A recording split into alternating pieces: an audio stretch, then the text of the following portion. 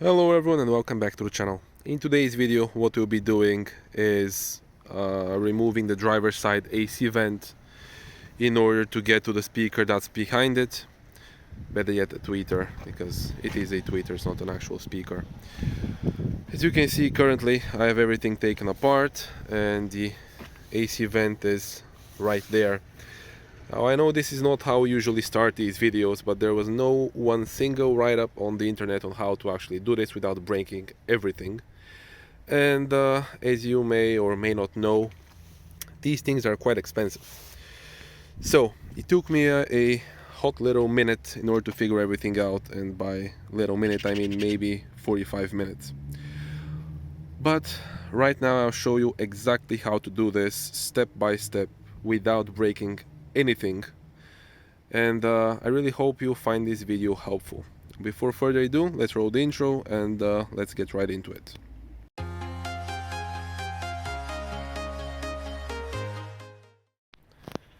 Now, as you can see, everything's been taken apart. Like I said, this is because I wanted to figure out for myself how to do it without breaking a thing, and then only then show it to you like the correct steps.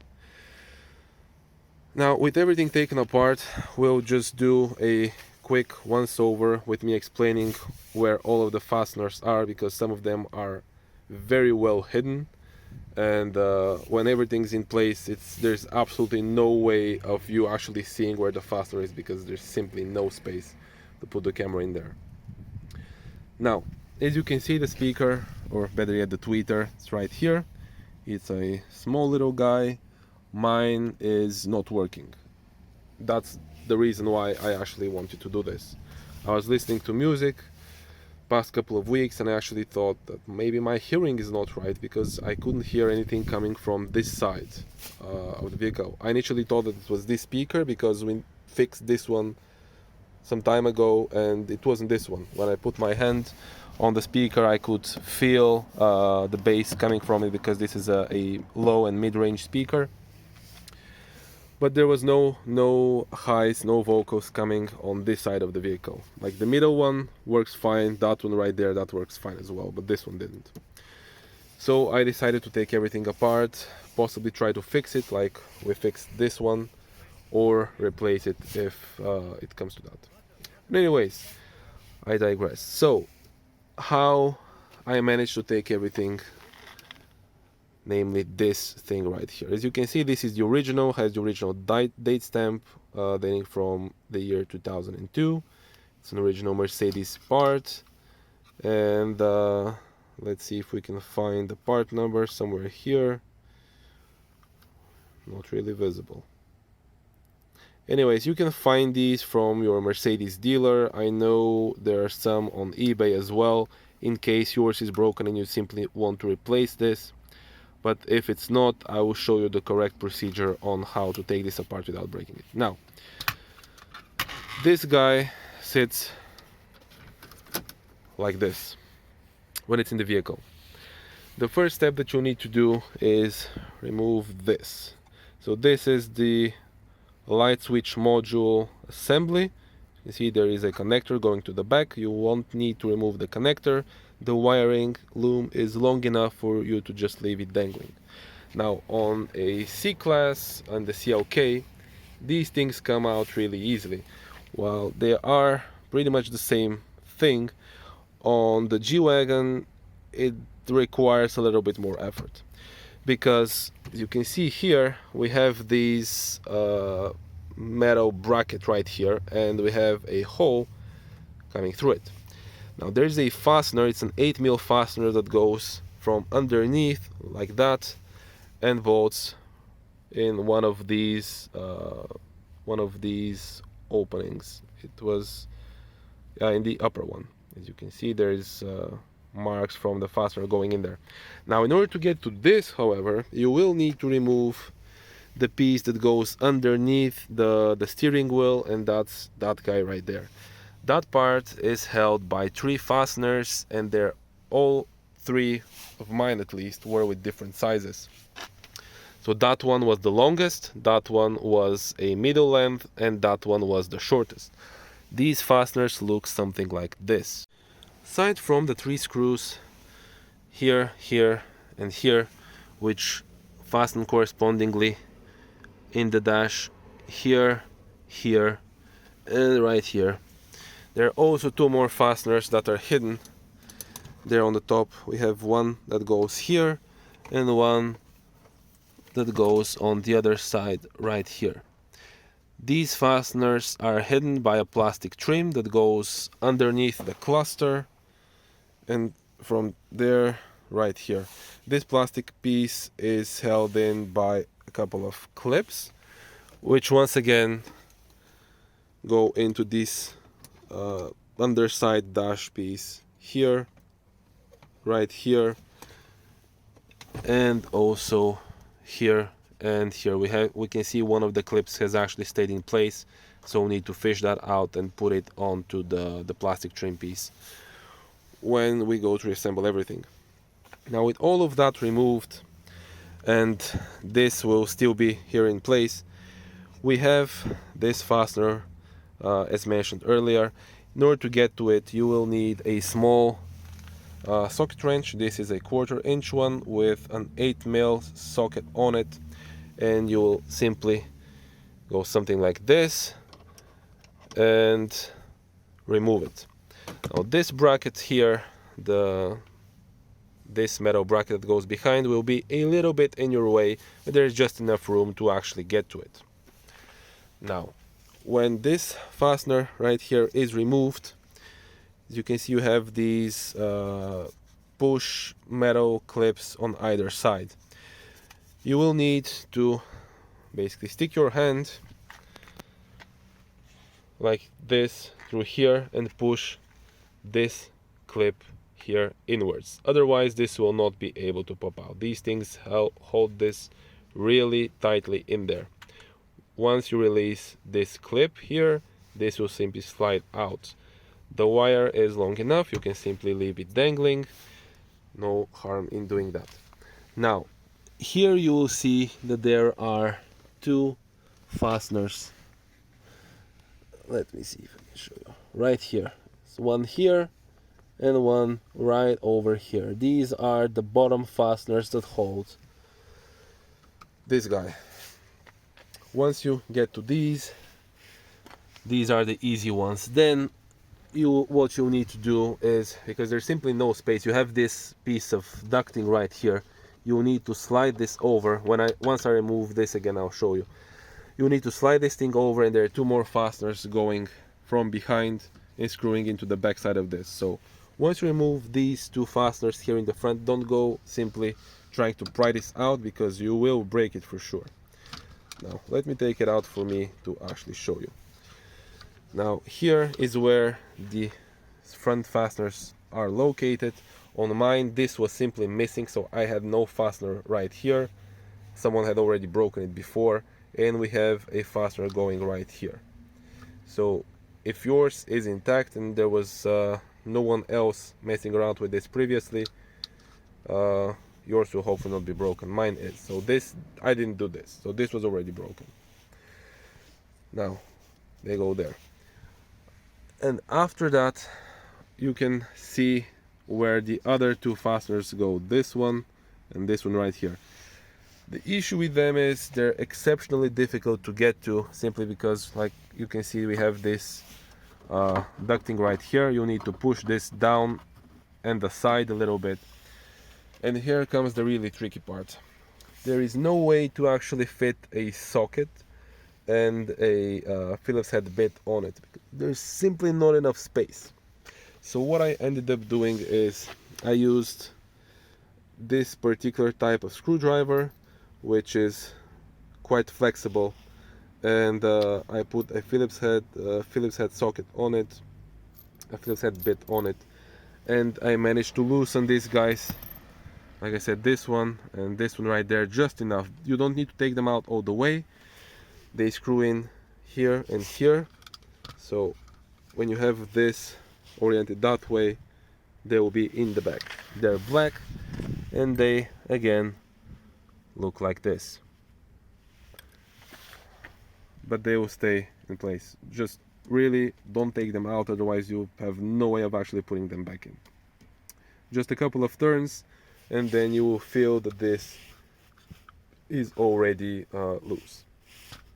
Once you have all of this, all of the fasteners removed, you can finally take this piece out, and now we can proceed to cleaning all of the garbage that has accumulated over the past 20 years and get to the speaker. So let me clean this up real quick, take out the two Phillips head fasteners from the speaker, and we'll see what is actually wrong with it. Is it the wiring? Is it the speaker?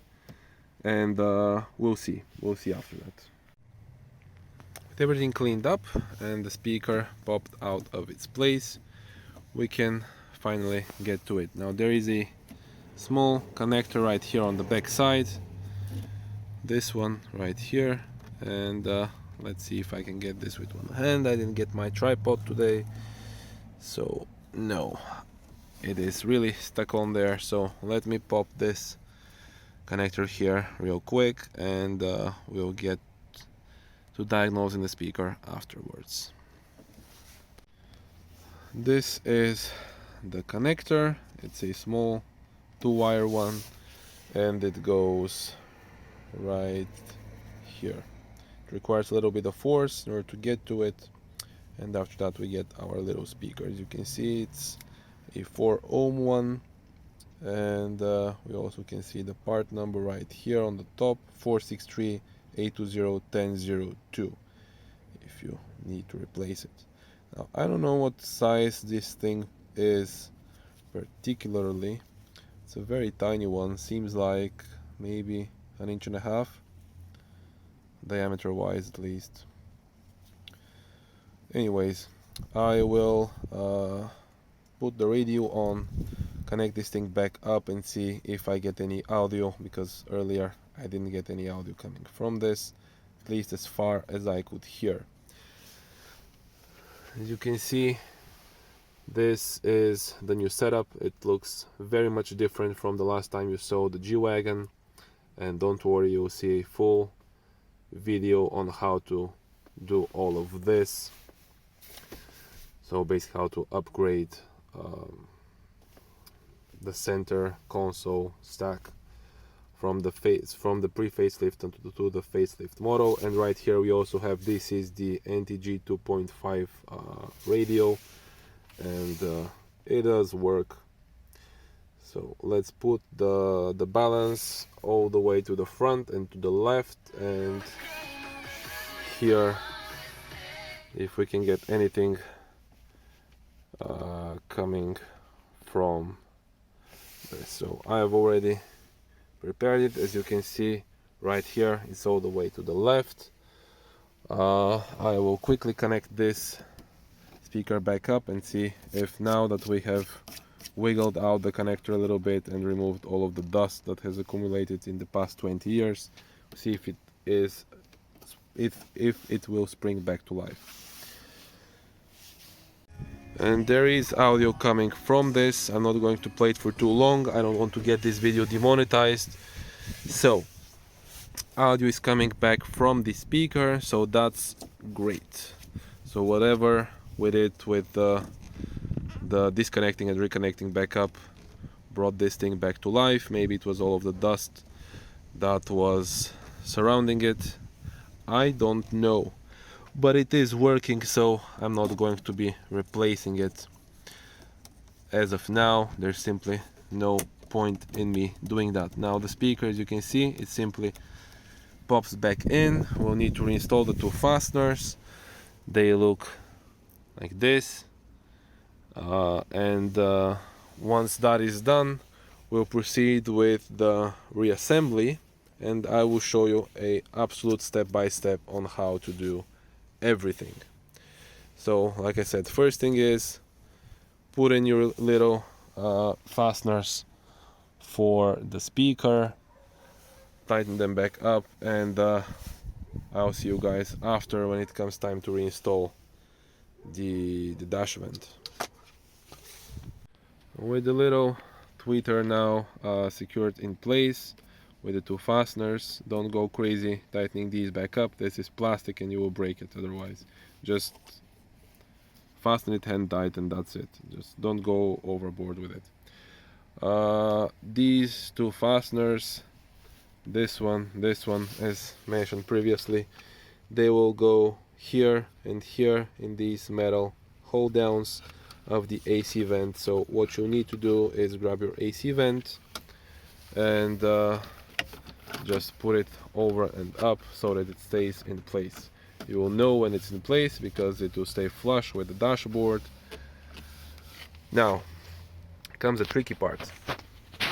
You will need to actually see where these guys fasten down, and you can't see anything. So what you need to do is, when this is just put in place, you need to simply press it here on the top and bring this guy a little bit forwards, and that will allow you just enough space for you to actually see where the fasteners are. And let's see if we can get this on the camera, and they're right there. If you have this in place as normally it should be, you can't see anything. If you just pull it up a little bit, you'll be able to see the two fasteners. The back fasteners are tightened down. As you can see, this thing is not going anywhere, but still you have just enough wiggle room to push it up and out of the way so that you can get to them right there. Unless you push it up, there is simply no way, it will be absolutely impossible to get to these. Now with this back in place, we can finally get our other screw, which is this one right here. It's the only screw that I had, and put it right here. If I remember correctly, it was on this side that it actually had the fastener in, and then we'll proceed with putting this back up. Now before putting this back in its place, we'll need to reattach the vent, because you can see the vent is dangling right here and it needs to be connected here. So we'll need to grab the vent from this side like this and carefully reattach it back up.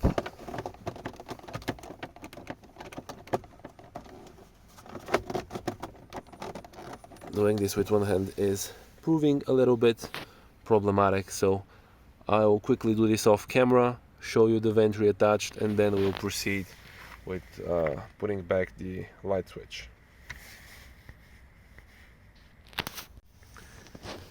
The vent is now securely in its place and it is properly connected right here to the top of the vent. The side note, when I removed this guy and went to remove this, the vent was actually not attached, so whoever was here before doing whatever they were doing, they didn't actually reattach the vent. So that will probably explain why I didn't have a lot of air coming from the driver's side vent. Anyways, now everything's reattached. The vent is secured to basically snap in place once it's done. Now this, simply tuck in the wiring and pop this guy right back up. As you can see, it's a little bit flimsy because it doesn't have the fastener holding it from the other side. The fastener looks like this. It's a really short one.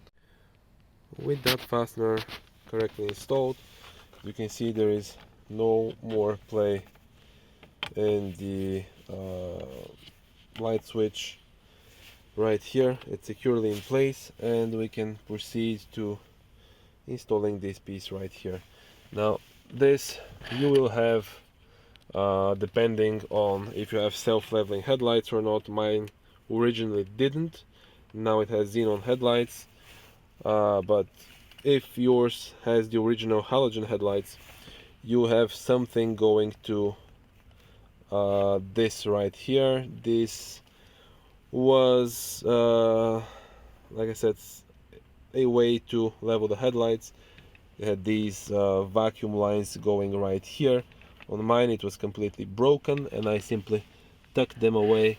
So this is this right here is where those two hoses went, but you will be able to simply disconnect them. They have a connector for this that will be able to disconnect, of course. Like I said, mine are completely broken, plus they're not attached to anything on the front of the headlights, simply because the headlights are completely different. They were replaced. So we'll need to put this back up, and the way that this goes is something like this. You can't really see anything, I guess, but it will go up and about, and then you have to wiggle it a little bit in place. It has these little guides that will need to go here and here, and they also have these guides on the other side. So it will go something like this up, and into the guides. Again, I will need both of my hands in order to be able to put this thing properly, but once it's in place, I'll show you the fastener locations once again, and the little plastic trim piece that goes underneath the cluster right here. Now this is securely in its place. Like I said, we have one fastener right here, we have one fastener identically on the other side, and three more fasteners here, here, and here. At least on mine, this one was the longest, middle length, and the shortest one right there. I don't know if this is how it should be, because these vehicles, mine in particular right now is 20 years old, so I've probably had at least 5-10 people messing around with this at some point. So maybe they switched something around, but this is at least how everything was. So now all we have left is this little piece of trim. Like I said, it has some clips on the back side. Here's the last one. I forgot to take the metal piece from there, but anyways, I couldn't be bothered to remove this once again in order to take that out. So we'll just stick this back in place. It goes like this, so this bottom indentation is in the bottom. So like this, you simply go ahead and push the tabs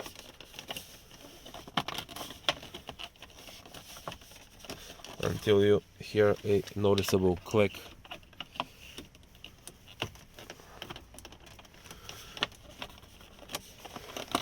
I have this thing here in the way, like this, and like this. So this is now securely in its place, and that's about it. So lastly, we'll need to put this thing back up. I thought there was something holding this from this side, but there isn't, so I'll just quickly put this back. You won't need to remove it in order to get to the speaker and remove the vent. So thank you guys for watching this video. If you found it helpful, please consider subscribing to the channel, give it a thumbs up, and yeah, see you in the next one.